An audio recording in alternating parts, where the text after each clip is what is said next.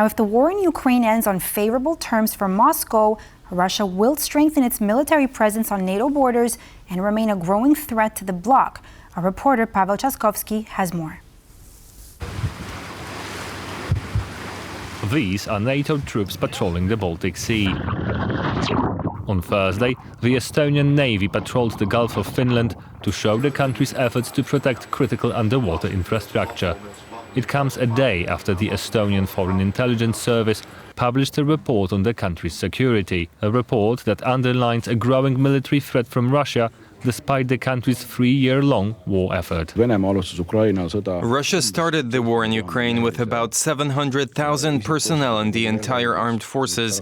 After 3 years, we see that the size of the Russian armed forces is already over 1 million. So despite all its losses, amounting to hundreds of thousands of dead and wounded, the Russian army has already managed to grow in number.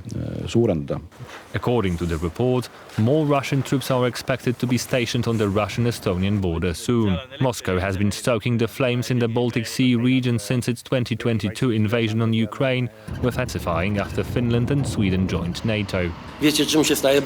You know what the Baltic Sea is turning into. It is no coincidence that when I talked about the need to protect the Baltic Sea from acts of sabotage, we talked about it because the Baltic Sea has become a bit of a lake, almost an internal sea of NATO countries. Over the last 2 years, ships linked to the Russian Shadow Fleet were reported to cause damage to a gas pipe, as well as internet and telecom cables on the Baltic bed. But acts of arson, vandalism and cyber attacks are also used by Moscow to undermine the West's support for Ukraine. However, they have the opposite effect. And I think our foreign minister put it very well in Parliament earlier this week, when she said that in these uncertain times, one thing is certain.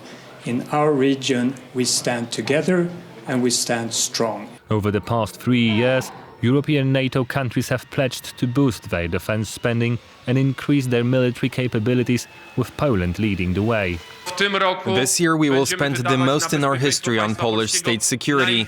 It will be close to 5% of GDP, 187 billion. Defense initiatives like Baltic Sentry were launched, and the next steps involve boosting Europe's autonomous military capabilities.